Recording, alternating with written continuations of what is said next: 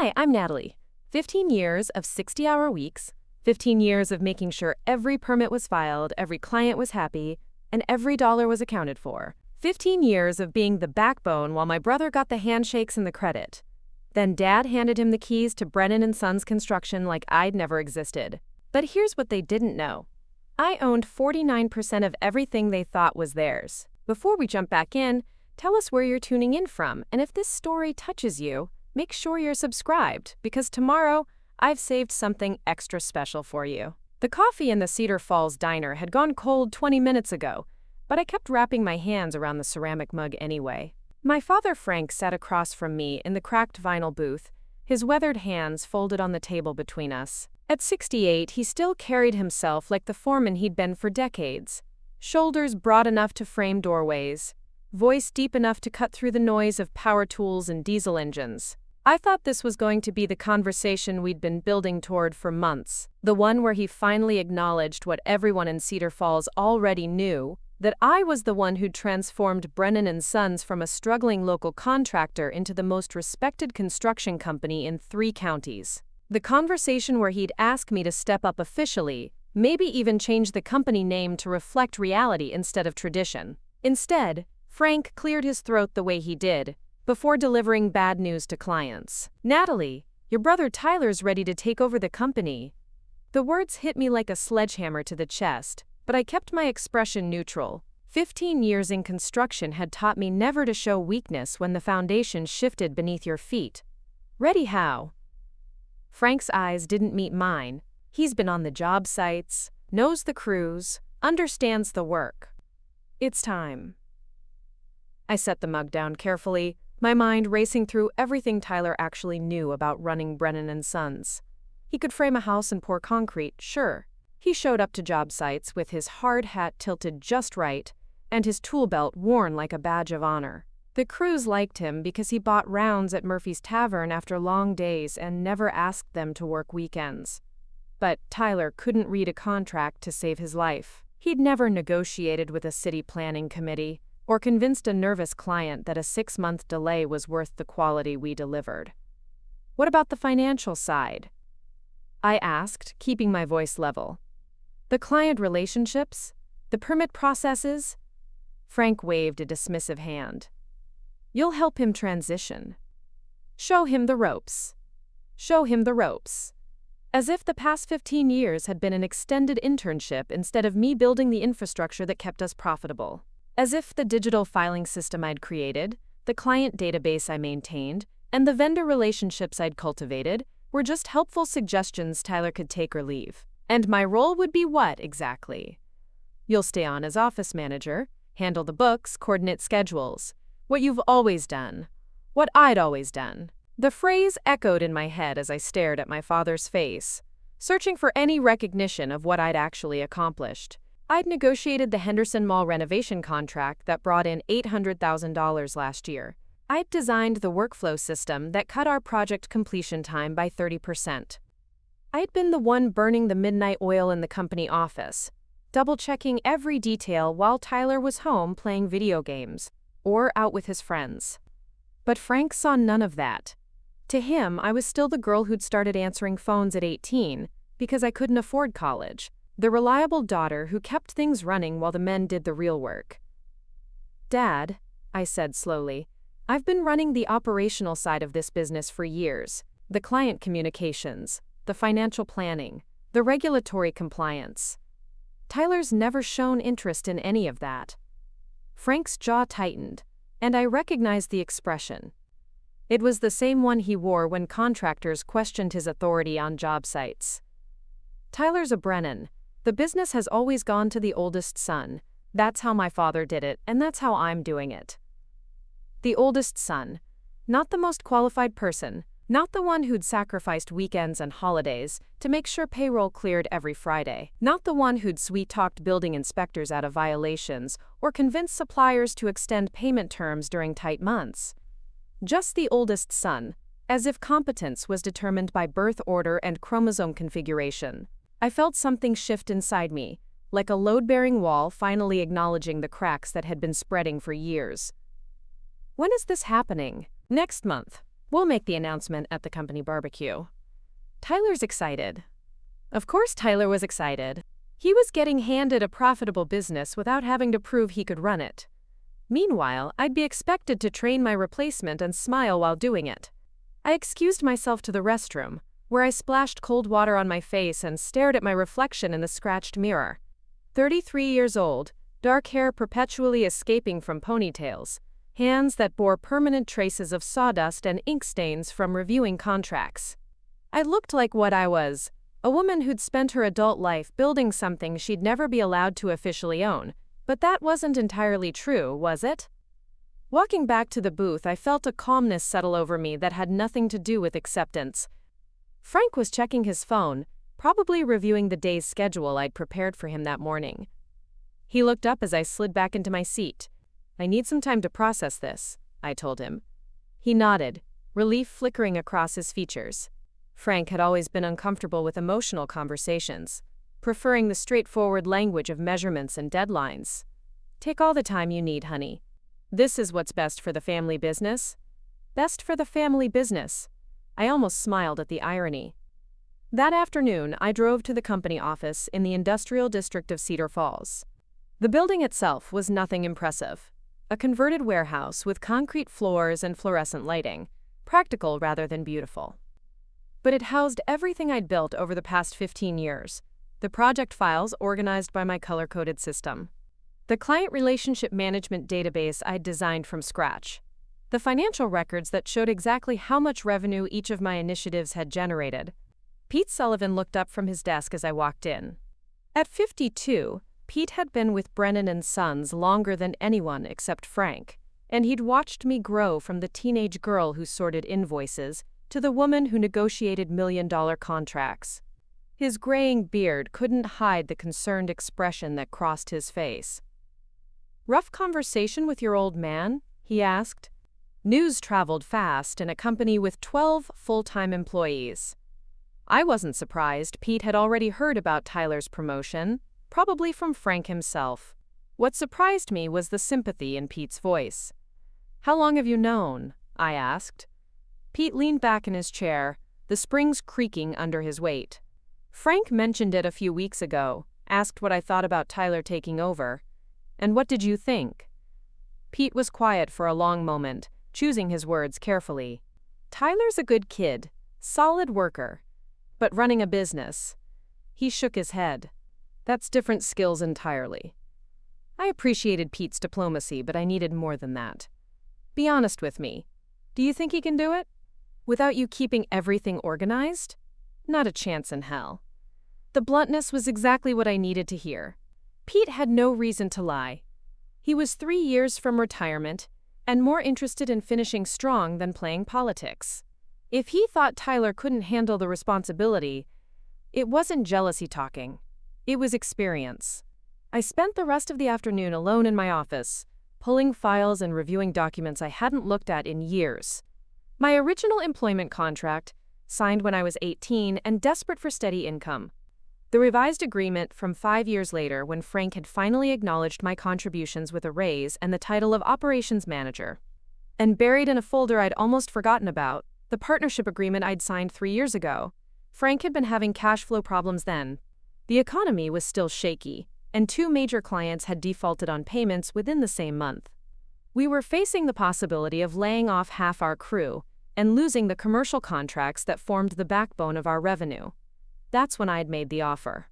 I had savings. 15 years of living below my means, and investing carefully had given me a cushion most people my age couldn't imagine.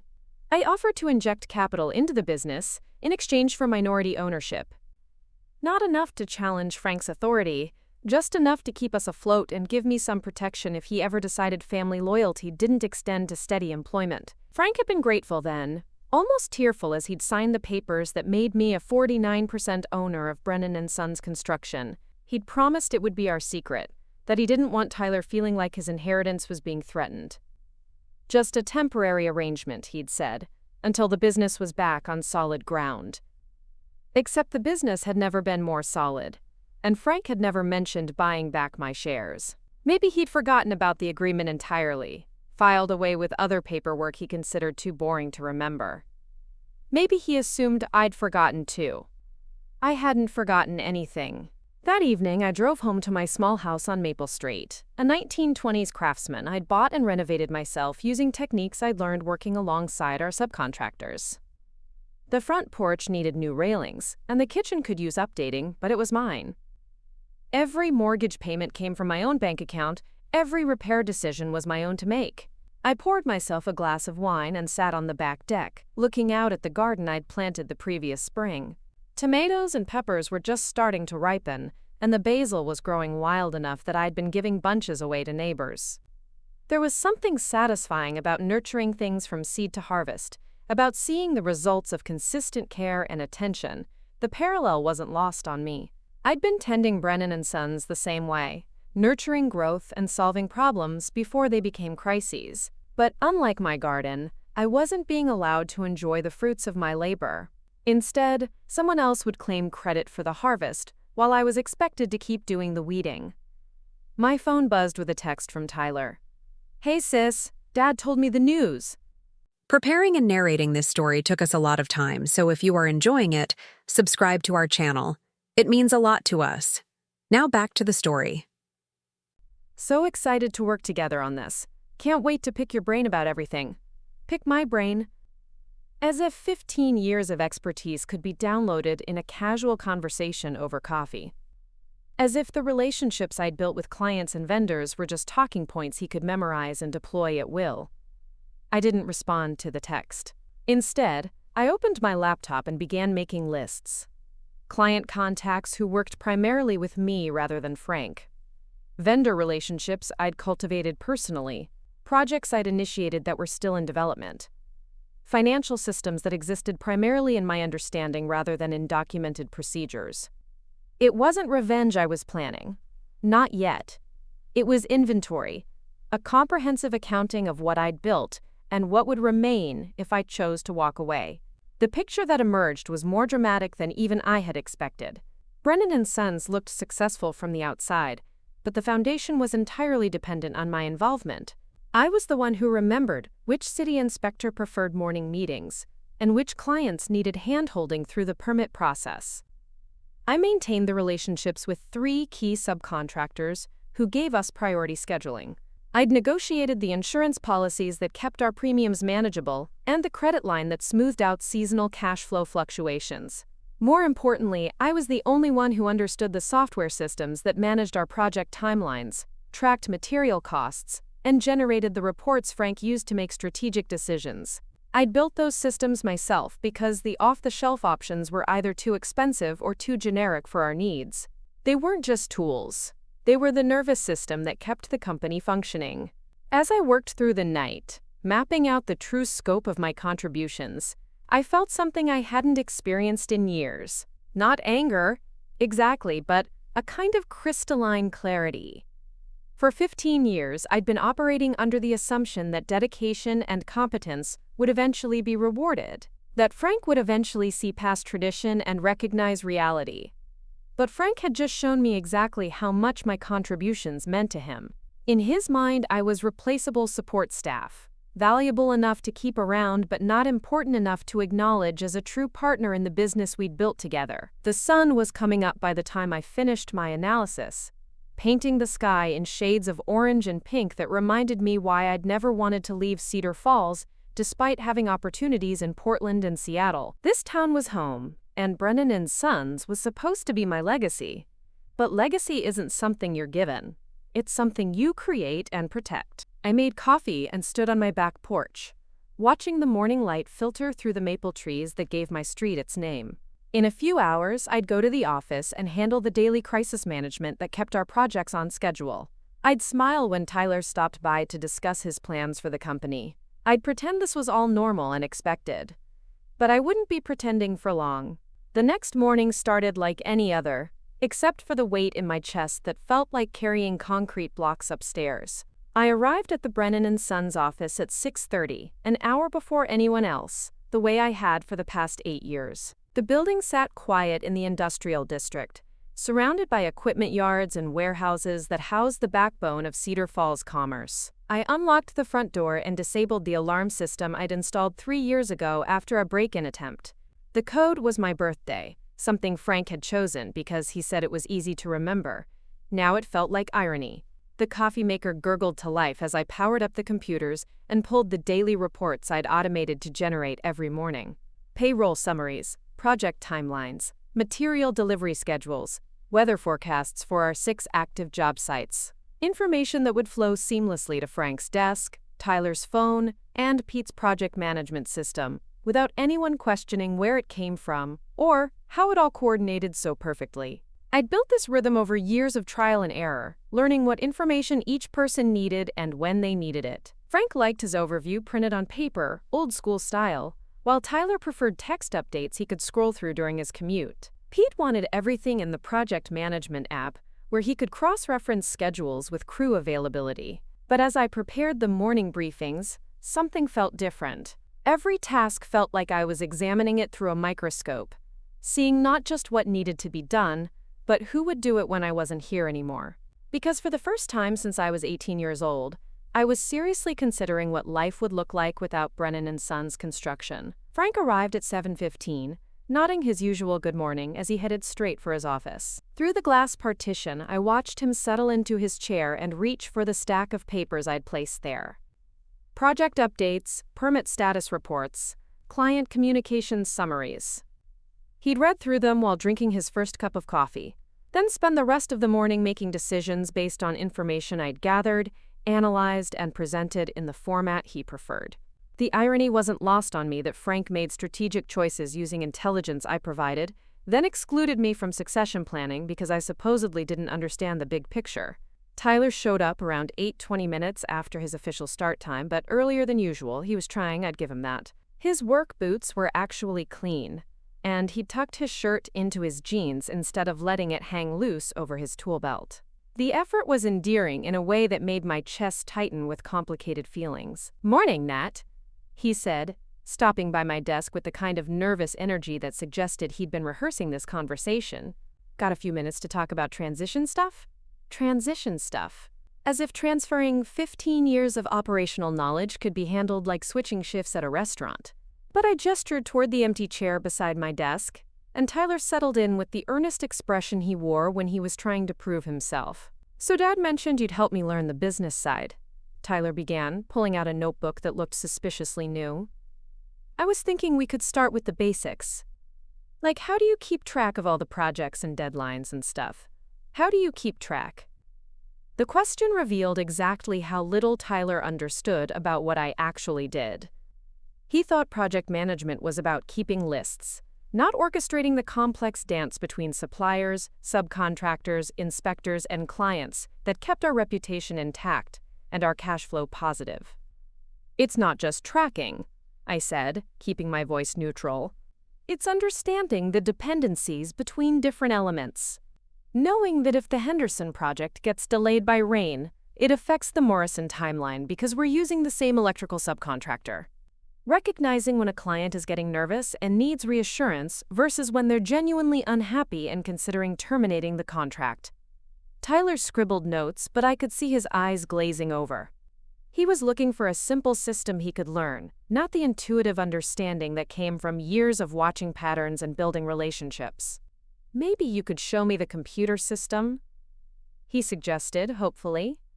I pulled up the project management dashboard I'd designed, a complex interface that displayed everything from weather alerts to vendor payment schedules.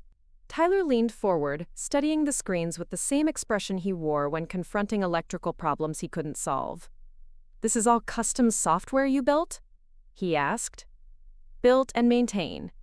The system updates automatically based on data inputs from our vendors, but I have to verify accuracy and troubleshoot when connections fail. Plus it integrates with our accounting software, our scheduling app, and the client communication portal. Could you document how it all works? Like, write it down so I can reference it? Document 15 years of problem-solving experience. Reduce thousands of judgment calls and relationship dynamics to a manual Tyler could follow, like an assembly guide." I felt something cold settle in my stomach, not anger but a kind of crystalline clarity about what my father and brother actually valued about my contributions. They didn't want me to stay because I was irreplaceable. They wanted me to stay because replacing me would be inconvenient. I can try, I said, which wasn't a lie. I could try to document everything, though anyone with actual business experience would recognize the futility of reducing institutional knowledge to written procedures. Tyler beamed like I'd solved his biggest problem. Awesome. And maybe you could introduce me to the major clients? I know Dad talks to them sometimes, but you handle most of the day-to-day communication, right? Most of the communication. Another revealing phrase. Tyler thought client management was about schmoozing and small talk, not about the careful balance of managing expectations, solving problems before they escalated, and maintaining trust through consistent delivery of what we promised. The Henderson project coordinator is Amanda Chen, I said, pulling up her contact information. But she specifically requested to work with me after having issues with our previous point person. The Morrison family has been through 3 contractors before us, so they're hypervigilant about communication. The Riverside Mall renovation involves 4 different tenant coordinators who all need updates in different formats. I could see Tyler's confidence wobbling as the complexity became apparent. These weren't just names in a contact database. They were relationships I'd built through months of problem-solving and trust-building, connections that couldn't be transferred like files on a hard drive. Maybe I should sit in on some client meetings, Tyler suggested, rallying his optimism. Learn by watching you handle things. That's a good idea, I agreed, though I was already wondering how long Tyler's enthusiasm would last once he realized that client management involved a lot more listening than talking, and more problem-solving than socializing. The morning continued with similar conversations. Tyler asking basic questions about processes I'd developed and refined over years of experience.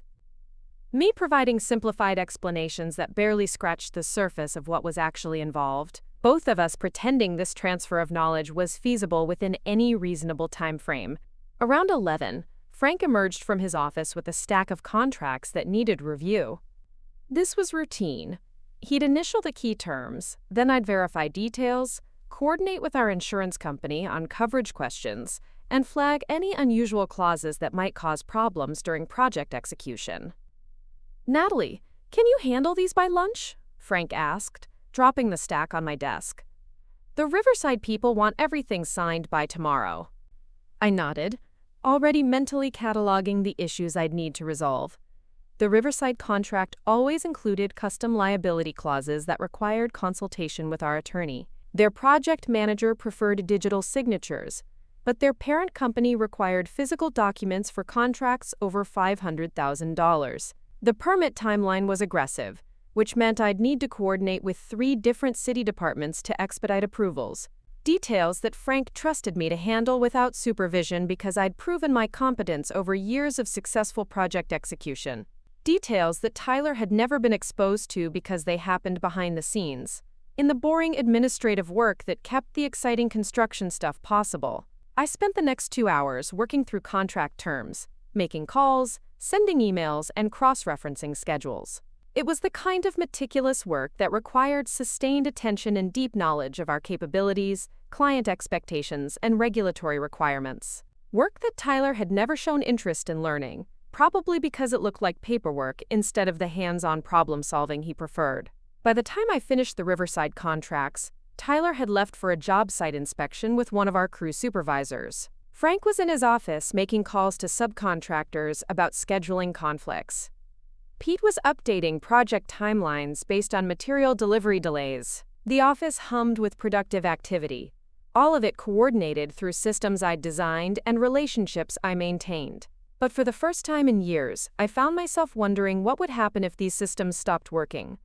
Not through malicious sabotage, but simple entropy. What would occur when the person who understood how all the pieces fit together was no longer available to keep them aligned? I opened a new document on my computer and began typing. Not the training manual Tyler had requested, but something more personal. A detailed inventory of every process, relationship, and system I'd developed during my 15 years with Brennan Sons. Not because I intended to share it, but because I needed to see the scope of what I'd built in black and white. The list grew longer than I'd expected. Client relationship histories dating back years. vendor negotiations that had secured favorable terms for ongoing projects, software customizations that automated routine tasks and prevented costly mistakes, crisis management protocols that had saved our reputation during difficult projects, financial analysis tools that helped Frank make strategic decisions about bidding and resource allocation. As I worked, I realized I was creating more than an inventory. I was documenting the architecture of a business that existed largely in my understanding and expertise. Remove me from the equation, and Brennan Sons wouldn't collapse immediately, but it would begin hemorrhaging efficiency and client confidence in ways that might not become obvious until damage was irreversible. The thought should have made me feel valuable, essential, irreplaceable. Instead, it made me feel trapped. Because Frank and Tyler were counting on my continued availability to keep things running smoothly, while simultaneously deciding that my contributions weren't significant enough to warrant partnership-level recognition. Around 3 o'clock, my phone buzzed with a text from Diana Rodriguez, a business consultant who'd helped me develop the client relationship management system 2 years ago. Diana had become more than a vendor over time. She was a mentor who understood the challenges of being the only woman in leadership roles within male-dominated industries. Coffee tomorrow? Have some news about the Portland opportunity we discussed. I'd forgotten about the Portland opportunity. 6 months ago, Diana had mentioned that one of her clients, a sustainable construction company focused on commercial green building, was looking for an operations director, someone with small business experience, who understood both the construction industry and the administrative complexity of managing multiple simultaneous projects. At the time, I'd declined to pursue the opportunity. Cedar Falls was home. Brennan Sons was my legacy project. Frank needed me, even if he didn't always acknowledge my contributions. But sitting in the office I'd helped build, looking at the evidence of everything I'd accomplished while being told it wasn't enough to merit true recognition, the Portland option felt less like betrayal and more like possibility. I texted Diana back. Yes, let's talk. That afternoon brought the usual cascade of small crises that kept construction projects moving forward. A permit inspector found minor electrical issues at the Henderson site that needed immediate attention. The Morrison Project's landscaping subcontractor had scheduling conflicts that required renegotiating timelines. The Riverside Mall's tenant coordination meeting needed rescheduling because of weather delays affecting interior work. I handled each issue with the practiced efficiency of someone who'd solved similar problems hundreds of times before. But instead of satisfaction, I felt a kind of detachment, like watching myself perform tasks that would soon become someone else's responsibility. Tyler returned from his job site visit around 4, dusty and energetic in the way that suggested the inspection had gone well. He stopped by my desk with the kind of enthusiasm that made me remember why I'd always been protective of my little brother, even when his assumptions about my role in the company irritated me beyond measure. Nat, you should have seen the Henderson site today. The framing crew is ahead of schedule, and the electrical rough-in looks perfect. This is going to be one of our best projects ever. I smiled at his excitement, even while noting that Tyler was focusing on the visible, hands-on elements that excited him, while ignoring the months of planning, permitting, and coordination that had made the smooth execution possible. The Henderson project was succeeding because I'd spent weeks working with Amanda Chen to refine specifications, coordinating with subcontractors to optimize scheduling, and managing city inspectors to prevent delays. But Tyler saw the end result, the successful construction happening on schedule, and assumed that was the whole story. He didn't see the invisible infrastructure that made visible success possible. It's a good project, I agreed. The client relationship has been solid from the beginning. Yeah, Amanda seems really happy with everything. She mentioned that communication has been great, which is awesome since Dad always says client communication is the key to repeat business. Dad always says. I wondered if Frank had ever credited the actual person responsible for the communication success Tyler was celebrating, or if he'd simply accepted client satisfaction as the natural result of Brennan Sons' general competence. The rest of the afternoon passed in routine maintenance of the systems I'd built, updating project timelines, confirming material deliveries, reviewing invoice accuracy, preparing tomorrow's daily reports. Work that Tyler would eventually need to understand, but that he couldn't learn by observation because most of it happened in my head. Pattern recognition developed over years of experience, relationship dynamics that existed in accumulated trust and demonstrated competence. As closing time approached, Frank emerged from his office with the satisfied expression he wore after successful days. Projects on schedule, clients happy, crews productive. The visible markers of business success that he'd built his reputation on, supported by invisible infrastructure he took for granted. "Good day today," he said, stopping by my desk. "Henderson's moving along nicely, and Tyler seems excited about learning the business side." "He's enthusiastic," I agreed, which was both true and insufficient. "This transition is going to work out well for everyone," Frank continued, apparently interpreting my neutral tone as agreement. "Tyler gets to step up and prove himself, you get to focus on what you do best, and the company keeps growing." What I do best. Administrative support for the real decision-makers. Essential but invisible work that kept more important people successful and productive. I wondered if Frank genuinely believed this characterization of my contributions, or if he'd simply repeated it to himself so often that alternative interpretations had become unthinkable. "I'm sure it will work out," I said, because arguing would require explaining things Frank had shown no interest in understanding for 15 years. After everyone left, I stayed in the office alone, finishing the inventory I'd started that morning.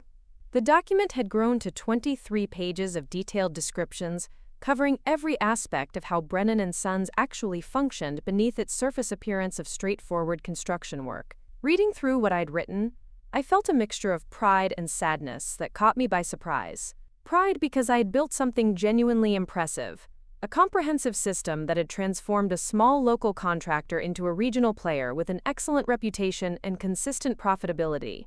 Sadness because the person whose vision and work had created this success was about to be relegated to supporting someone else's ownership of it.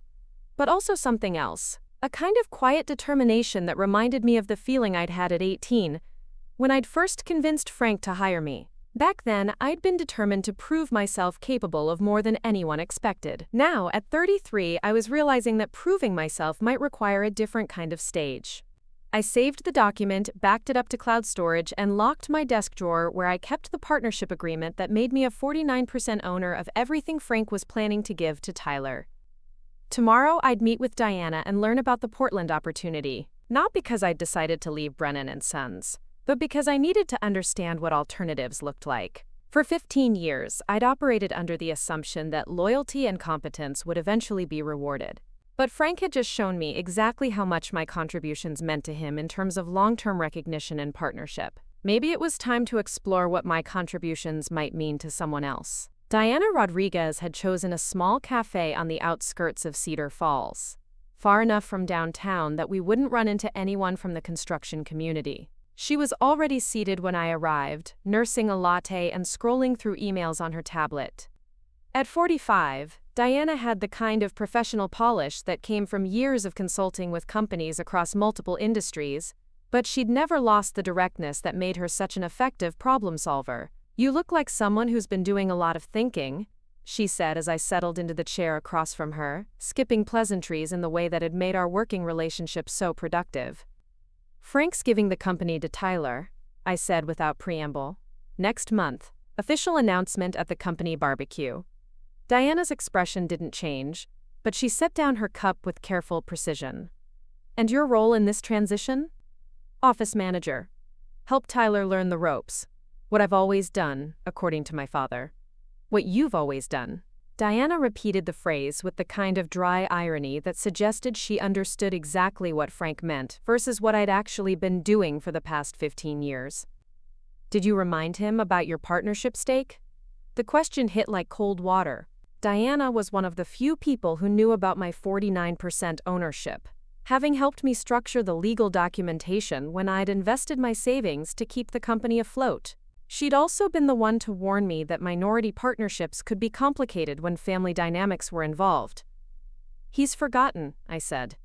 "Or he's assuming it doesn't matter since Tyler will be running day-to-day operations." Diana leaned back, studying my face with the analytical expression she wore when diagnosing organizational problems. "How much of the company's current success depends on systems you've built and relationships you maintain?" It was a question I'd been avoiding, but Diana's matter-of-fact tone made evasion impossible. "Most of it." the project management systems, client relationships, vendor negotiations, financial planning. Tyler knows construction, but he's never handled the business side. And your father expects you to train him? Train him, then support him indefinitely as his administrative assistant. Diana pulled out her phone and scrolled to a contact. The Portland position is still open. Green Valley Construction is looking for someone to head their commercial operations division. They're expanding into sustainable building retrofits, and they need someone who understands both the technical side and the business complexity. She slid her phone across the table, showing me a job description that read like a wish list of everything I'd been doing at Brennan Sons, but with official recognition and compensation that reflected the actual scope of responsibility. The salary range? I asked. Base is $90,000, plus performance bonuses that could push it over 6 figures. Full benefits, equity participation after 2 years, and they're specifically looking for someone with small business experience who can help them scale operations. $90,000. I was currently making $52,000 at Brennan Sons, with minimal benefits and no official recognition of my partnership stake. The Portland position would nearly double my income while giving me the professional respect that Frank seemed incapable of providing. There's something else, Diana continued. Green Valley's founder is Maria Santos. She started the company 5 years ago after spending a decade as the only woman in leadership at a traditional construction firm. She understands the challenges of proving yourself in this industry. I recognized the subtext. Maria Santos would value my contributions because she'd faced similar dismissal of her expertise. She wouldn't assume my competence was less significant because I happened to be the daughter rather than the son. I'd need to give notice, I said, the words feeling strange in my mouth. I'd never seriously considered leaving Cedar Falls, much less Brennan Sons. Standard professional courtesy is 2 weeks, but Maria would prefer a month to ensure smooth transition. She's built her reputation on ethical business practices, and that includes respecting employees, existing commitments. 2 weeks versus a month. Either time frame would force an immediate crisis at Brennan Sons, as Tyler struggled to maintain operations without the infrastructure I'd built. But a month would give me time to document essential processes and potentially train someone else to handle basic administrative functions. Not that Frank had shown any interest in hiring additional support staff. He was expecting me to remain available indefinitely, providing institutional knowledge and crisis management, while Tyler learned through trial and error. Can I think about it? I asked. Of course. But Maria's hoping to fill the position within 6 weeks. If you're interested, I'd recommend setting up a phone interview soon. I drove back to the office with Diana's words echoing in my head. $90,000. Professional recognition. The opportunity to build something new instead of supporting someone else's ownership of what I'd already built. For the first time in years, I was imagining a future that didn't revolve around Brennan Sons Construction. The afternoon brought a small crisis that highlighted exactly why Frank's succession plan was more optimistic than realistic. The Henderson project's electrical inspection had revealed code violations that weren't our fault, but were our responsibility to fix. The original building plans had been incorrectly filed, and now we needed to coordinate with the architect, the city planning department, and our electrical subcontractor to resolve the issues without delaying the project timeline. Tyler was at the Henderson site when I called to explain the situation.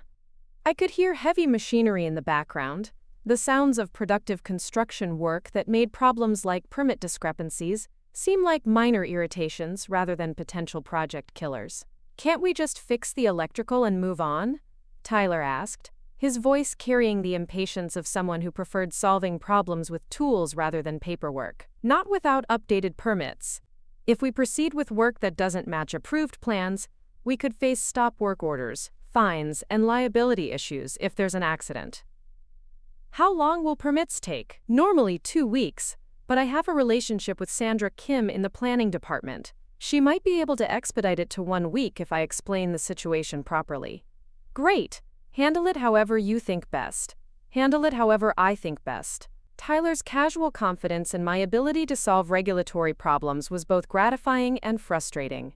He trusted me to fix issues he didn't understand, while simultaneously assuming that this trust-based relationship could be easily transferred to his leadership. I spent the next 3 hours working through the permit correction process. Phone calls to Sandra Kim, who agreed to prioritize our application because of our history of accurate filings and prompt responses to inspection issues. Email coordination with the architect to provide updated technical drawings. Conference calls with our electrical subcontractor to ensure the proposed solutions would work with their scheduling requirements. By 5 o'clock, I'd managed to reduce the potential delay from 2 weeks to 3 days, saving the Henderson project approximately $15,000 in extended overhead costs and maintaining our reputation for reliable project delivery. Frank was pleased when I briefed him on the resolution, though his praise focused on the outcome rather than the complex coordination required to achieve it. Nice work getting that sorted out quickly. Henderson will appreciate us keeping things on schedule. Tyler was equally appreciative when he returned from the job site, though his gratitude carried undertones of relief that suggested he was beginning to understand the gap between construction knowledge and business management skills. I had no idea permit issues could be so complicated, he admitted, settling into the chair beside my desk. How did you know who to call at the city? Relationships built over years of working with them. Sandra Kim has been in planning for 8 years, and I've probably worked with her on 50 different projects. She knows our company pays attention to details and responds quickly to feedback. Could you introduce me to her? Maybe take me along to the next permit meeting? I agreed, though I was already wondering how Sandra would react to Tyler representing Brennan Sons in future interactions. She'd built trust with me through consistent professionalism and technical competence. Tyler was likable and well-intentioned, but likability didn't translate directly into the credibility required for expedited permit processing. The next morning brought another reminder of how dependent our operations had become on my institutional knowledge.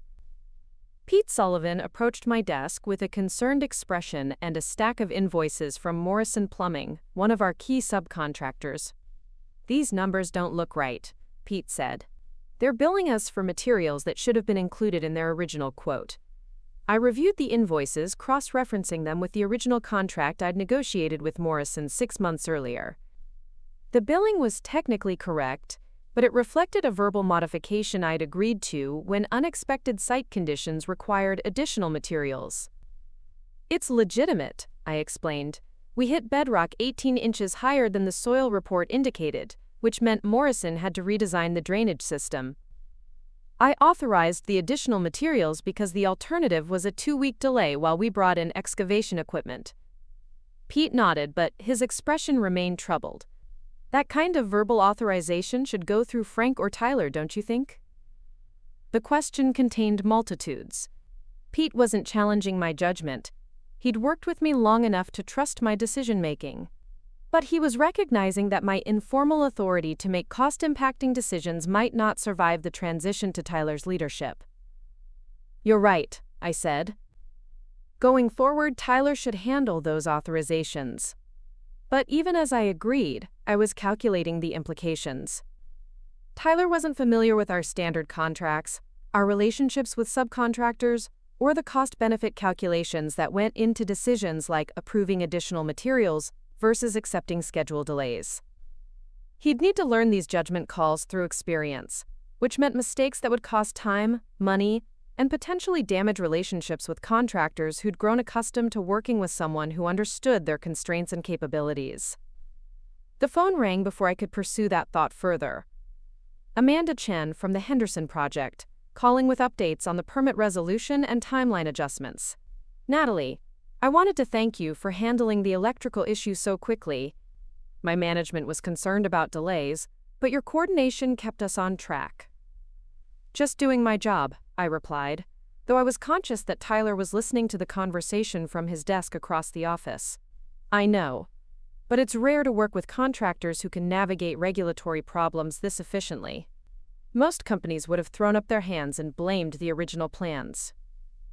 After I finished the call, Tyler approached with the kind of thoughtful expression that suggested he was beginning to appreciate the complexity of client relationship management. "Amanda really trusts you," he observed. "Trust is earned through consistent performance. When problems arise, clients need to know we'll find solutions instead of excuses." "How long does it take to build that kind of trust?" Quote, "Years, usually. Amanda's been through 3 contractors before us. She chose Brennan Sons partly because of our reputation, but mostly because of specific conversations we had about communication and problem-solving approaches. Tyler absorbed this information with the kind of silence that suggested he was recognizing the challenge ahead of him. Building client trust wasn't just about learning procedures. It required proving reliability through repeated successful navigation of difficult situations. That afternoon, I made a decision that felt both inevitable and terrifying. I called Diana and asked her to schedule the phone interview with Maria Santos at Green Valley Construction. Tomorrow at 2? Diana suggested. Maria has a gap between site visits, and she prefers phone interviews for initial conversations. Tomorrow works. After ending the call, I sat in my car in the parking lot of Brennan Sons, looking at the building that had been the center of my professional life for 15 years. The converted warehouse that housed our offices, the equipment yard where Tyler was currently inspecting a delivery of framing materials, the sign that read Brennan Sons Construction in letters weathered by time and success. I'd helped build this success, but I'd never been invited to claim it officially. Frank's decision to transfer ownership to Tyler wasn't just about succession planning. It was a statement about who belonged in leadership roles and who was expected to remain in support positions. The phone interview with Maria Santos went better than I'd dared hope. She asked detailed questions about project management systems, client relationship strategies, and my experience with regulatory compliance. Unlike conversations with Frank or Tyler, Maria understood the complexity of what I described and asked follow-up questions that demonstrated genuine appreciation for the skills involved. Diana mentioned you've been with the same company for 15 years, Maria said toward the end of our conversation. That's unusual in this industry. What's driving your interest in new opportunities now? I'd prepared for this question, but sitting in my car outside the Brennan Sons office, the honest answer felt both vulnerable and necessary. I've reached the limits of what I can accomplish in my current role. I've built systems and relationships that could support much larger operations, but I'm not being considered for expansion opportunities within the company. Family business? Maria asked, her tone suggesting she'd encountered similar situations before. Yes. Traditional succession planning that doesn't account for actual contributions. I understand completely. My previous employer had similar blind spots about recognizing women's leadership capabilities, regardless of performance. After we ended the call, Maria's assistant sent me information about Green Valley's current projects and their expansion plans for sustainable commercial construction. The company was positioned to become a regional leader in green building retrofits, with contracts lined up that would triple their revenue over the next 2 years. They needed someone who could design operational systems to support that growth while maintaining the quality and client service that had built their reputation. Someone with experience in project management, vendor relationships, regulatory compliance, and financial planning. Someone exactly like me. That evening, I drove home to my small house on Maple Street and spent hours researching Green Valley Construction's recent projects, their sustainability certifications, and their reputation within the Portland construction community. Everything I found reinforced Diana's description of a company that valued competence over tradition, results over politics. For the first time in months, I felt excited about professional possibilities instead of frustrated by professional limitations. But leaving would mean abandoning the infrastructure I'd built at Brennan Sons, the relationships I'd cultivated with clients and vendors, the systems that had transformed a struggling local contractor into a regional success story. It would mean walking away from 15 years of investment in something that had become inseparable from my identity. More importantly, it would mean acknowledging that Frank would never see my contributions as worthy of partnership-level recognition, no matter how essential those contributions were to the company's success. I opened my laptop and began drafting 2 documents. The first was a comprehensive transition plan that would help Tyler understand basic administrative functions and maintain client relationships during the immediate crisis period that would follow my departure. I owed that much to our employees and long-term clients, even if Frank hadn't earned similar consideration. The second document was my resignation letter. Professional, respectful, and final. 2 weeks' notice, as was standard in most industries, though I was prepared to extend that to a month if it would help maintain project continuity. I didn't send either document that night, but for the first time since Frank had announced Tyler's succession, I felt like I had agency in determining what happened next. The next morning brought a crisis that crystallized everything I'd been thinking about regarding Tyler's readiness to manage business operations. Our insurance company had called with questions about liability coverage for the Riverside Mall project, specifically regarding environmental compliance certifications for the sustainable building materials we were using. The questions were technical and specific, involving federal regulations that had been updated within the past 6 months. I'd attended a seminar on the new requirements and updated our standard practices accordingly, but the insurance representative needed detailed documentation to verify compliance. Tyler was on site at Morrison when the call came in, so I handled the initial questions while gathering the necessary documentation. But when I called to brief him on the situation, his response revealed exactly how unprepared he was for this type of regulatory challenge. "Can't we just tell them we're following all the rules?" he asked, clearly frustrated by the complexity.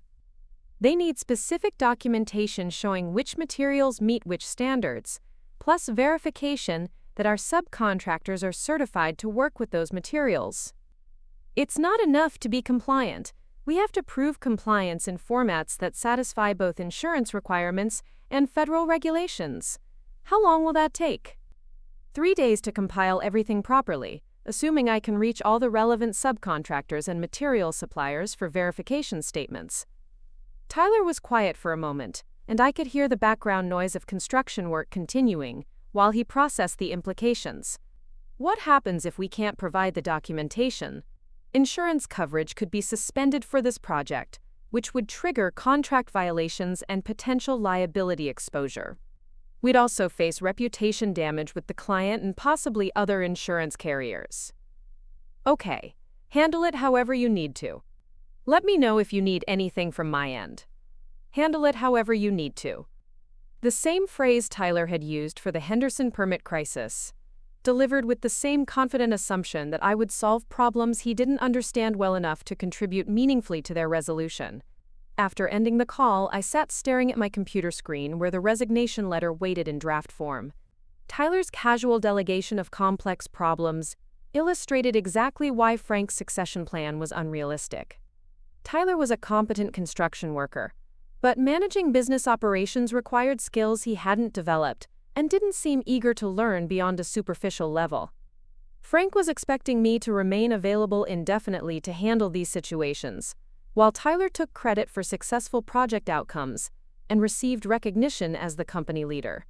I would continue being the person who solved problems behind the scenes while being excluded from official leadership roles and partnership-level compensation. I opened the email with Maria Santos, contact information, and typed a brief message requesting a second conversation to discuss specific terms and timeline expectations for the Portland position. Then I saved my resignation letter and began planning the most professional exit strategy I could manage, given the circumstances Frank and Tyler had created through their assumptions about my future availability and willingness to remain in a supporting role indefinitely. Maria Santos called me back within 24 hours, which felt like a promising sign. Her voice carried the kind of focused energy that reminded me of my most productive conversations with challenging clients. Direct, purposeful, and refreshingly free of the diplomatic hedging that often characterized business discussions. "Diana sent me your portfolio and the operational systems documentation you developed," Maria began. "I'm impressed by the scope of what you've built. Green Valley could use exactly this kind of systematic approach as we scale up operations." She outlined the specific challenges they were facing. Rapid growth in sustainable construction contracts, but operational bottlenecks that were threatening their reputation for timely delivery. Client relationship management that worked well at smaller scale but needed sophistication to handle larger commercial projects. Vendor negotiations that required someone who understood both construction requirements and environmental compliance standards. "We're at the point where we either systematize our operations or we start losing contracts to competitors who can promise more reliable delivery," Maria explained. "I need someone who can design scalable processes without sacrificing the quality focus that's built our reputation." The conversation lasted an hour, covering everything from project management software preferences to my experience with green building certification processes. Unlike my recent discussions with Tyler about business operations, Maria understood the implications of what I described and asked questions that demonstrated genuine expertise in construction management. "One more thing," she said as we prepared to end the call. "Diana mentioned this would be a significant transition for you. 15 years with the same company is a substantial commitment to walk away from." "The company has been my professional home," I admitted. "But I've reached the point where staying would mean accepting limitations that don't reflect my actual capabilities or contributions." "I understand that position completely. When can you start?" The directness of the question caught me off guard. I'd been expecting more negotiation, additional interviews, reference checks that would extend the process for weeks. "You're offering me the position? Contingent on reference verification and background checks? Yes. Your experience matches our needs exactly, and Diana's recommendation carries significant weight. Plus, frankly, finding someone with your combination of technical knowledge and business development skills isn't common in this market." I felt something shift in my chest, like a door I hadn't realized was locked suddenly swinging open. I would need to give appropriate notice to my current employer, probably a month, given the transition complexity. "That works perfectly. We're hoping to have you start by the end of next month, which gives us time to finalize the workspace setup and introduce you to our key clients." After ending the call, I sat in my car outside a coffee shop in downtown Cedar Falls, staring at my phone and processing what had just happened. I had a job offer that represented everything I'd been hoping to achieve professionally: recognition, appropriate compensation, and the opportunity to build something new instead of supporting someone else's ownership of what I'd already created. But accepting the offer would mean following through on leaving Brennan Sons, abandoning the infrastructure I'd built and the relationships I'd cultivated over 15 years. It would mean acknowledging that Frank's assumptions about my future availability were wrong, and that Tyler's confidence in his ability to manage business operations was misplaced. More importantly, it would mean revealing my 49% ownership stake in a context that Frank and Tyler would perceive as betrayal rather than self-preservation.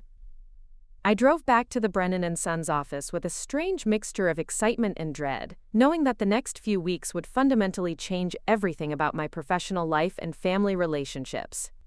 The timing of my decision couldn't have been more dramatic. That afternoon brought the Henderson project crisis I'd been dreading since taking over client communication responsibilities. Amanda Chen called with news that the electrical corrections we'd implemented had passed inspection, but revealed additional structural issues that would require significant modifications to our construction timeline. The inspector found problems with the original foundation specifications, Amanda explained, her voice carrying the kind of controlled frustration that preceded difficult conversations. "Apparently, the soil report we've been working with was incomplete. We need updated engineering analysis and potentially major changes to the foundation design." I felt my stomach drop. Foundation problems were the kind of crisis that could destroy project profitability and damage long-term client relationships. They required immediate coordination between multiple specialists, careful management of cost implications, and diplomatic communication with clients who were understandably upset about delays and budget impacts. "How significant are we talking?" I asked, already pulling up the Henderson project files and calculating potential implications. 2 to 3 week delay minimum, possibly longer depending on what the engineering analysis reveals. And we're looking at substantial additional costs for materials and specialized subcontractor work. "I understand. Let me coordinate with our team and get back to you with a comprehensive response plan by end of business today." After ending the call, I immediately tried reaching Tyler, but his phone went straight to voicemail. He was probably in an area with poor cell coverage, which was common at construction sites but inconvenient when rapid decision-making was required. Frank was in his office, but when I briefed him on the situation, his response revealed exactly why operational crises usually fell to me to resolve. "Foundation problems?" he repeated, his expression shifting to the kind of concerned confusion that suggested he was already mentally delegating the solution to someone else. "How serious?" "Potentially very serious. We need structural engineering analysis, updated permits, coordination with specialized subcontractors, and careful communication with Amanda to maintain the client relationship through what's going to be an expensive and frustrating delay. Can you handle coordinating all that? Can you handle it? The automatic assumption that complex problem solving was my responsibility, while Frank focused on higher-level concerns like maintaining his reputation and ensuring project profitability. I realized this was probably the last major crisis I would manage for Brennan Sons, which gave me a strange sense of detachment from the urgency that usually accompanied such situations. I'll coordinate the immediate response, I said. But Tyler needs to be involved in the decision-making process, especially regarding budget approvals and client communication strategy. Frank nodded absently, already turning back to other matters now that he'd confirmed someone else would handle the crisis management details. I spent the next 4 hours working through the Henderson Foundation crisis, with the kind of systematic approach I'd developed over years of similar emergencies. Phone calls to structural engineers who could provide rapid analysis and recommendations. Coordination with our insurance company regarding potential coverage for additional costs. Research into specialized foundation contractors who could implement whatever solutions the engineering analysis recommended. Most importantly, careful communication with Amanda Chen to explain what we knew, what we were doing to resolve the problems, and how we planned to minimize impact on her project timeline and budget. By late afternoon, I'd assembled a comprehensive response plan that addressed immediate technical requirements while protecting both our client relationship and our company's financial exposure. The plan required decisions that exceeded my official authority, particularly regarding budget commitments and timeline guarantees. Tyler finally returned my calls around 4:30, sounding harried and apologetic about the delayed response. When I explained the Henderson situation, his reaction illuminated exactly why Frank's succession planning was more optimistic than realistic. Foundation problems sound expensive, Tyler said, stating the obvious while avoiding the more complex implications. What do you think we should do? Quote, what do you think we should do? Tyler was asking me to make strategic decisions about crisis management while simultaneously preparing to take over leadership of the company. He trusted my judgment enough to defer to my recommendations, but he wasn't developing the expertise to make such decisions independently.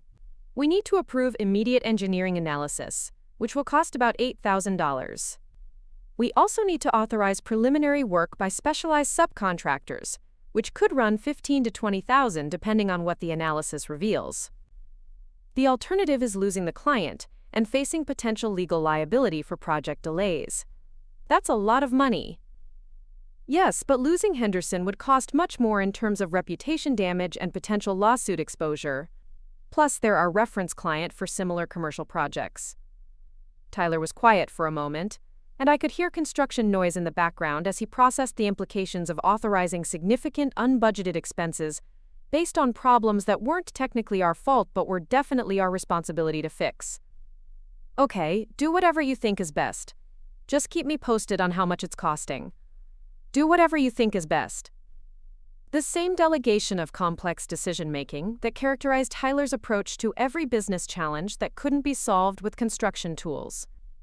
He was comfortable with the visible, hands-on aspects of project management, but the invisible infrastructure of problem-solving and relationship management remained outside his expertise and apparently outside his interest in developing expertise.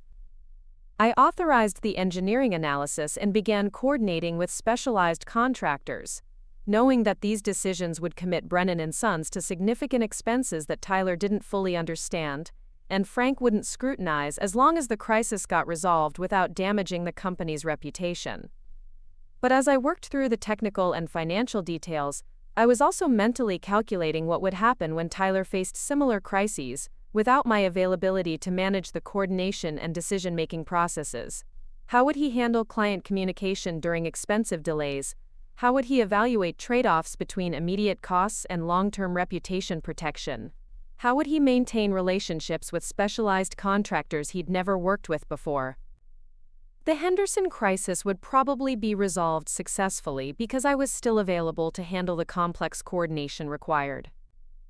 But next month, when Tyler was officially in charge and I was working in Portland, similar problems would become his responsibility to solve independently. That evening, I drafted my resignation letter for the third time, refining the language to strike the right balance between professional courtesy and honest acknowledgement of why I was leaving. 2 weeks, notice, as was standard, though I was prepared to extend that timeline if it would help maintain project continuity during Tyler's transition period. But I also began preparing the documentation that would reveal my 49% ownership stake in Brennan Sons Construction. Not as a threat or negotiating tactic, but as a necessary legal disclosure that would affect how my departure was handled and what obligations the company had regarding buyout of my partnership interest. I'd invested my savings to keep the company afloat when Frank needed capital, and I'd earned minority ownership through that investment. Tyler's succession as operational manager didn't automatically transfer my ownership rights, and Maria Santos' job offer had given me the financial security to assert those rights, instead of continuing to accept Frank's assumptions about my future availability and willingness to remain in a supporting role. The next morning brought immediate validation of my concerns about Tyler's readiness for operational leadership. The Henderson engineering report had arrived overnight, confirming significant foundation problems that would require specialized correction techniques and substantial additional costs. I called Tyler early to brief him on the engineering recommendations, expecting we'd need to coordinate rapidly to maintain our project timeline commitments to Amanda Chen. Instead, Tyler's response revealed exactly how unprepared he was for the kind of crisis management that kept construction companies profitable and professionally credible. "How much are we talking for the foundation repairs?" he asked, getting straight to the financial implications while skipping over the technical and relationship management challenges. 40 to 50,000 in additional costs, but that assumes we can coordinate with specialized contractors quickly enough to minimize schedule delays. If we can't maintain timeline commitments, we'll face penalty clauses that could double our exposure. 50,000? Tyler's voice carried the kind of shock that suggested he was only beginning to understand the financial risks involved in construction project management. Can we bill any of that back to the client? Some of it, depending on how we structure the change order documentation. But we'll absorb at least half the costs to maintain the client relationship and avoid reputation damage. Tyler was quiet for several minutes, processing implications that I'd been calculating since Amanda's first phone call about foundation problems. This was exactly the kind of complex trade-off between immediate costs and long-term business interests that would define his success or failure as company leader. "What do you recommend?" he finally asked. "Authorize the specialized contractors immediately, negotiate change order terms that split additional costs with the client, and communicate proactively with Amanda to maintain trust during an expensive and frustrating delay." "Okay, handle it however you think best." However you think best. Tyler's standard response to operational challenges that required expertise he hadn't developed, and decision-making authority he wasn't prepared to exercise independently. He was delegating crisis management while preparing to claim credit for successful project outcomes. I authorized the foundation repairs and began negotiating change order terms with Amanda Chen, knowing that this would probably be the last major crisis I resolved for Brennan Sons. But I was also documenting Tyler's responses to complex problems, creating a record of his dependence on my judgment and expertise that would be relevant when Frank eventually realized the scope of what he was losing through his succession planning assumptions. That afternoon, I received a call from Marcus Webb, the attorney who'd helped me structure the partnership agreement 3 years earlier. Frank had apparently contacted him with questions about Tyler's authority to make operational decisions on behalf of the company. "Frank seems to think Tyler's succession automatically transfers all management authority," Marcus said carefully. "But the partnership agreement specifies that certain decisions require consultation with minority partners, particularly those involving significant financial commitments, such as authorizing $50,000 in unbudgeted foundation repairs." Exactly that kind of decision. Frank may have forgotten about the partnership provisions, but they're legally binding regardless of his succession plans. I felt something cold settle in my stomach. Frank's casual assumptions about my future role weren't just professionally disrespectful, they were potentially legally problematic if Tyler began making significant financial decisions without proper consultation with minority partners. "What happens if those provisions are violated?" I asked. Minority partners have grounds for legal action, including potential dissolution of the partnership or forced buyout at fair market value. Frank probably doesn't want either of those outcomes, especially not in the middle of succession planning. After ending the call with Marcus, I sat in my office looking at the Henderson project files spread across my desk, the engineering reports that revealed expensive problems, and the change order documentation that would determine how those costs were allocated between Brennan Sons and our client. I was managing a crisis that would define the company's reputation and profitability, while Frank and Tyler operated under assumptions about my availability and authority that were legally questionable and professionally unsustainable.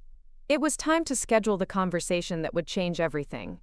I scheduled the meeting for Friday afternoon, after the Henderson crisis had been resolved and Amanda Chen had signed off on the change order documentation. Frank was reviewing project reports in his office when I knocked, the familiar ritual of end-of-week debriefings that had structured our professional relationship for 15 years. "Come in, Natalie. How did the Henderson situation turn out?"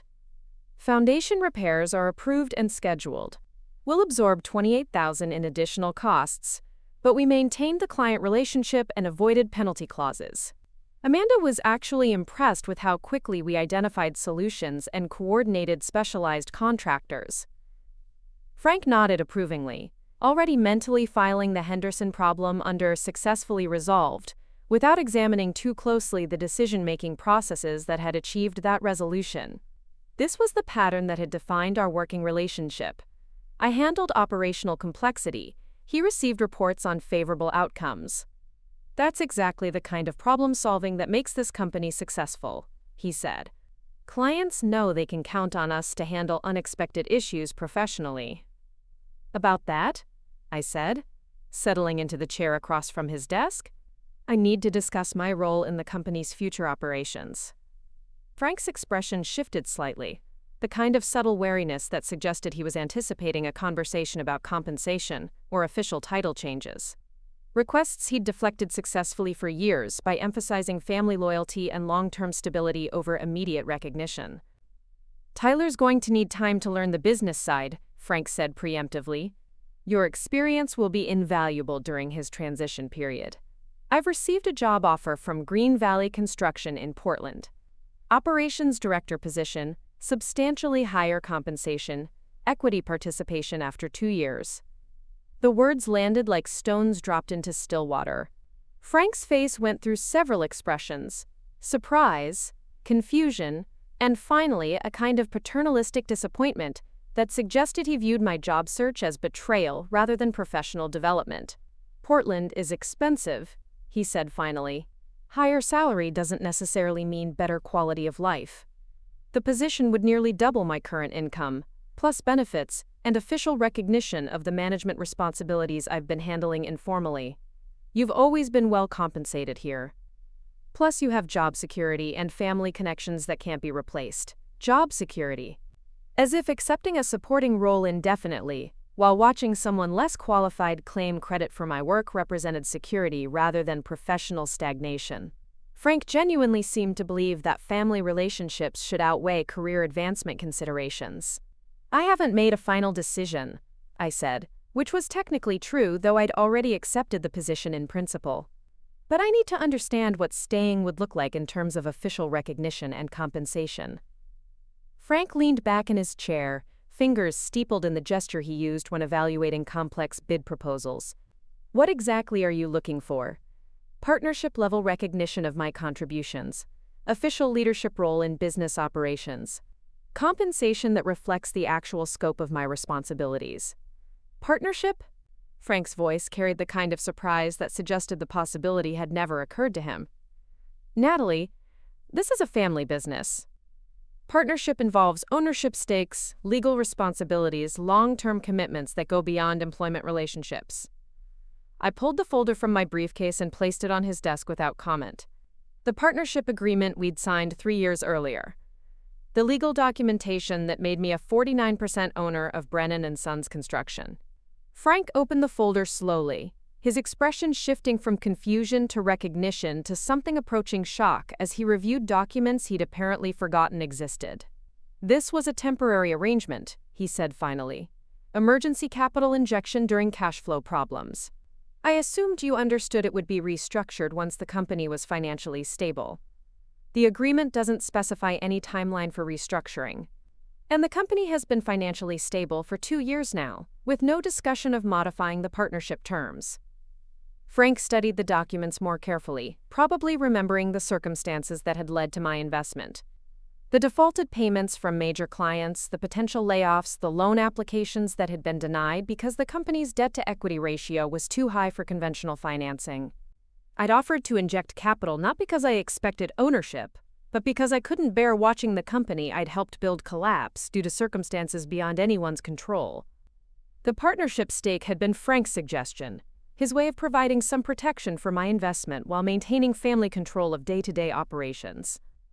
"You saved the company," Frank said quietly. "I've never forgotten that. But you did forget about the legal implications. Tyler can't assume full operational control without consulting minority partners on significant decisions.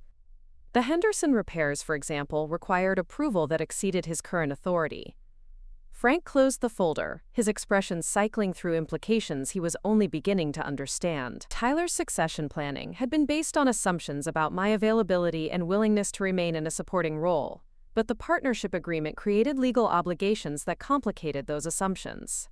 "What are you proposing?" he asked. "Buy out my partnership stake at fair market value, or restructure the company to reflect actual contributions and leadership responsibilities. But either way, I need this resolved before accepting or declining the Portland position." Frank was quiet for several minutes, processing options that would have significant financial and legal implications regardless of which direction he chose. Buying out my partnership would require capital the company didn't necessarily have available. Restructuring to acknowledge my leadership role would mean abandoning traditional succession planning in favor of merit-based recognition. "How much time do I have to consider this?" "Green Valley wants an answer by Monday. If I'm staying, I need official partnership recognition and compensation adjustment. If I'm leaving, I need to understand the buyout terms and transition timeline."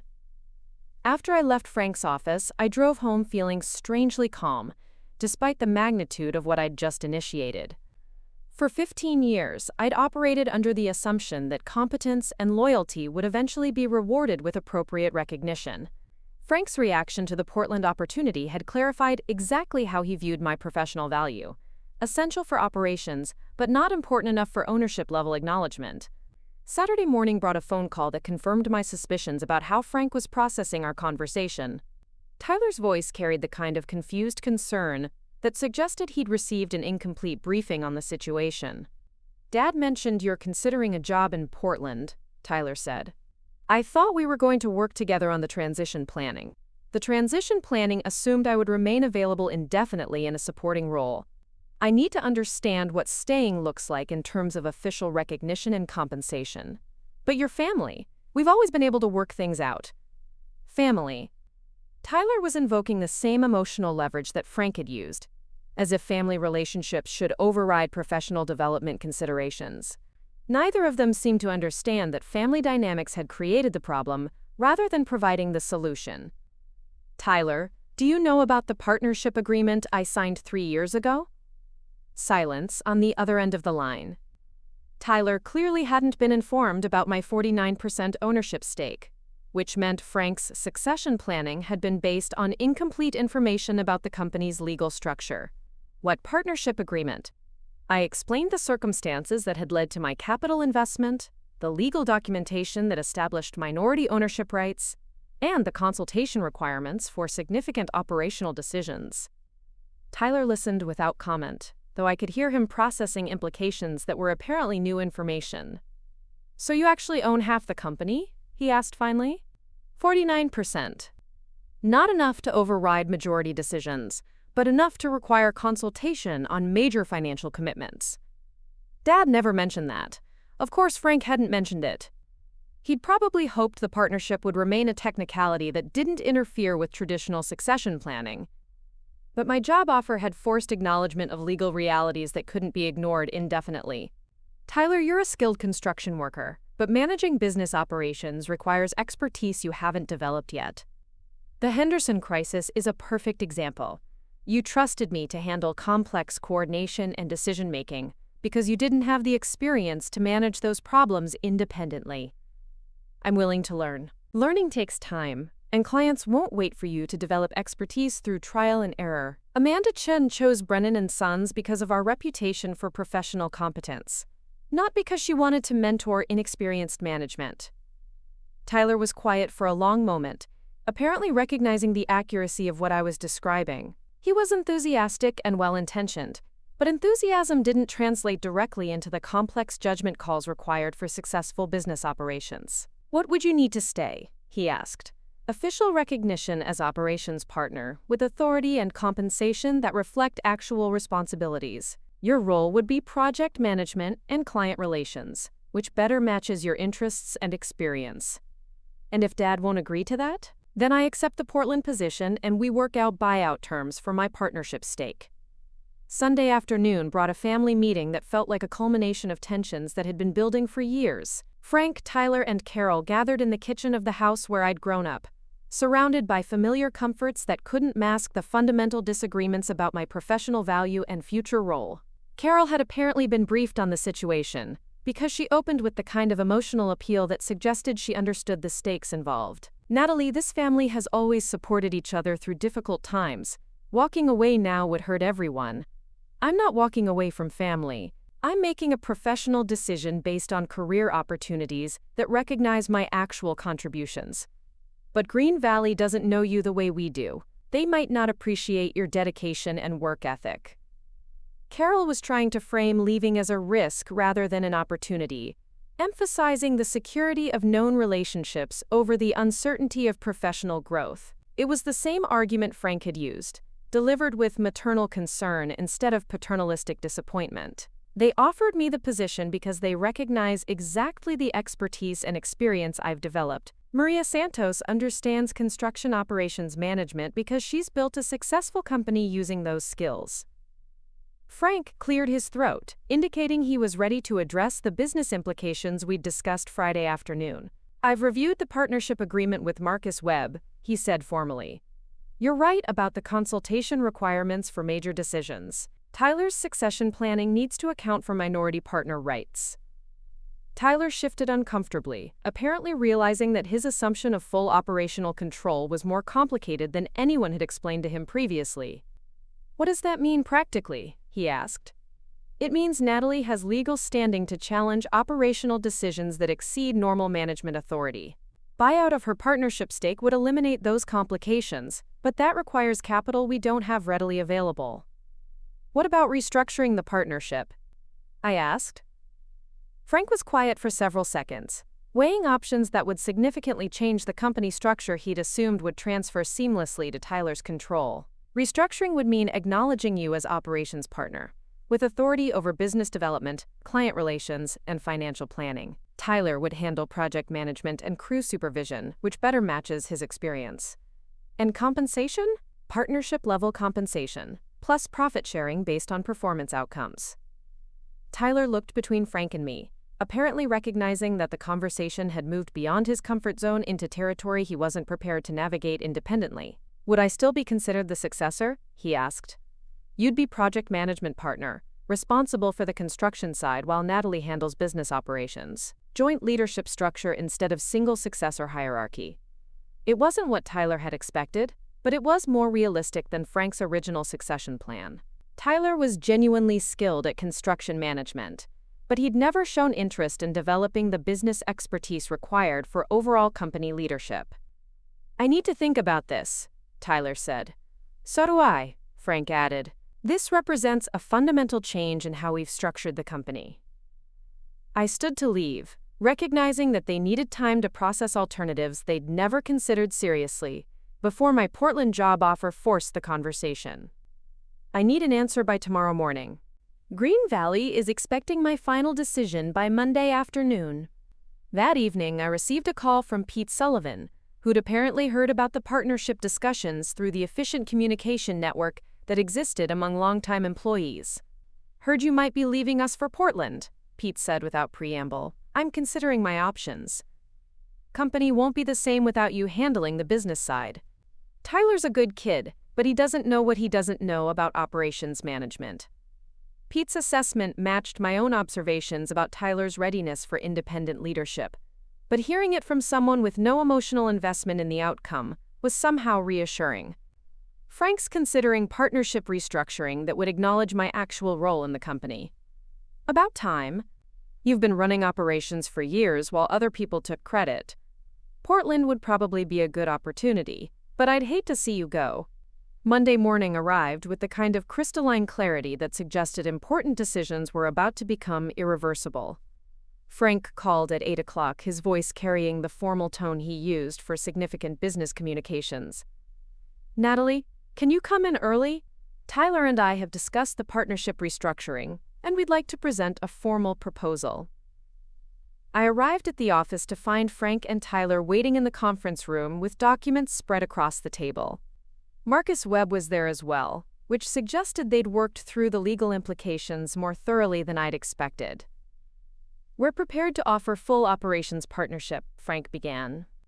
49% ownership remains unchanged, but you'd have official authority over business development, client relations, financial planning, and regulatory compliance.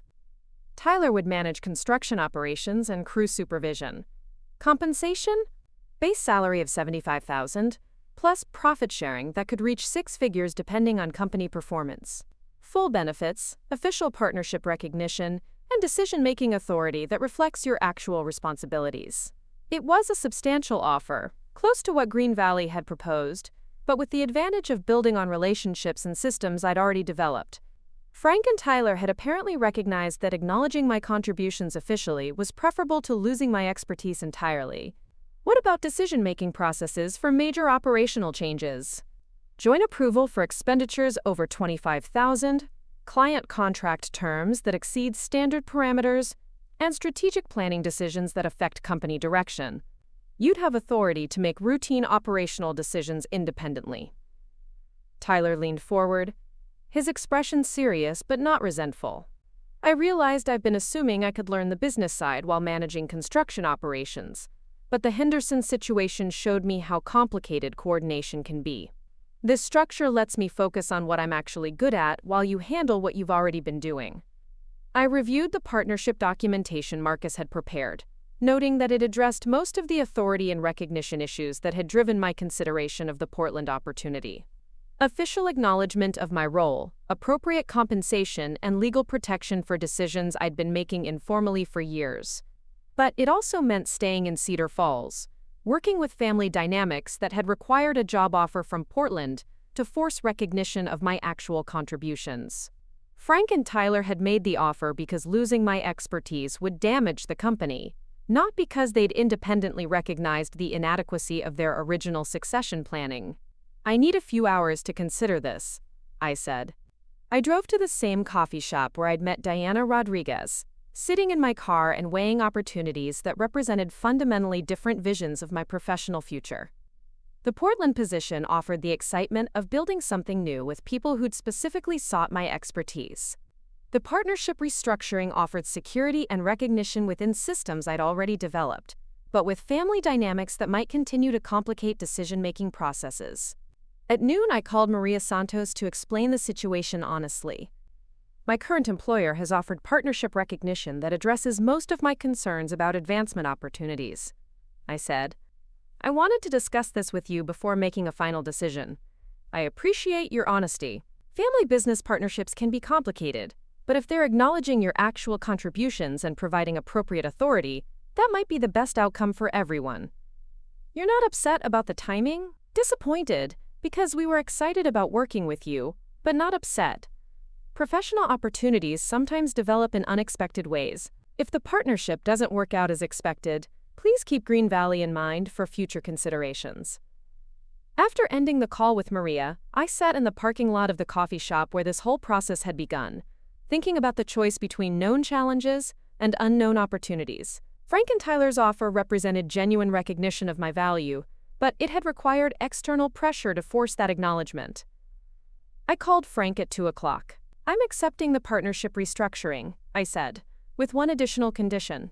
What condition? Tyler and I both attend professional development training in construction business management. Joint education. So we're both equipped for the responsibilities we're assuming. That seems reasonable. And we establish regular partnership meetings to discuss strategic planning and major decisions. Formal communication processes that prevent misunderstandings about authority and responsibilities. Agreed. That afternoon, I called Diana Rodriguez to update her on the outcome and thank her for facilitating the Portland opportunity that had ultimately led to recognition at Brennan Sons. Sometimes the threat of losing something valuable is the only thing that forces people to acknowledge what they actually have, Diana observed. Frank and Tyler learned an expensive lesson about taking essential employees for granted. The company announcement was made at the quarterly employee meeting the following week. Frank introduced the partnership restructuring as a strategic evolution that positioned Brennan Sons for continued growth by formalizing the leadership structure that had actually been operating for several years. Pete Sullivan approached me afterward with a satisfied expression. About time they made it official. You've earned this recognition 10 times over. Amanda Chen sent congratulations when she learned about the partnership, along with a note expressing relief that the business operations she'd come to depend on would continue under stable leadership. Tyler adapted to the new structure more easily than I'd expected, apparently relieved to focus on construction management without the pressure of learning complex business operations under accelerated timelines. He was genuinely skilled at project coordination and crew supervision, responsibilities that matched his interests and experience. Frank required more adjustment time, occasionally defaulting to old patterns of assumption about my availability and deference to his decisions. But the formal partnership documentation provided clear guidelines for decision-making authority that prevented most conflicts before they developed into serious disputes. 6 months later, Brennan Sons was operating more efficiently than ever, with clear division of responsibilities that leveraged everyone's actual strengths instead of traditional expectations about family hierarchy. Tyler managed construction operations with competence and enthusiasm. I handled business development and client relations with official recognition and appropriate authority. Frank focused on strategic planning and industry relationships, responsibilities that matched his experience and interests. The Henderson project finished on schedule and under budget, with Amanda Chen providing references that led to 3 additional commercial contracts. Our reputation for professional competence and reliable problem-solving had grown stronger, supported by operational systems that functioned efficiently because authority matched actual expertise. I never found out what would have happened if I'd accepted the Portland position instead of staying to restructure the partnership. But I knew that Frank's recognition of my contributions had been forced by external opportunities rather than internal appreciation, a dynamic that would influence how I approached future professional decisions. The partnership worked because it acknowledged reality instead of maintaining comfortable fictions about traditional succession planning. Tyler was an excellent construction manager, I was an effective business operations leader, and Frank was a strategic thinker with valuable industry experience. Success came from leveraging those complementary strengths, instead of forcing people into roles that didn't match their actual capabilities. Sometimes the biggest professional breakthrough comes not from leaving, but from forcing the people around you to finally see what you've been contributing all along. Up next, you've got 2 more standout stories right on your screen. If this one hit the mark, you won't want to pass these up. Just click and check them out.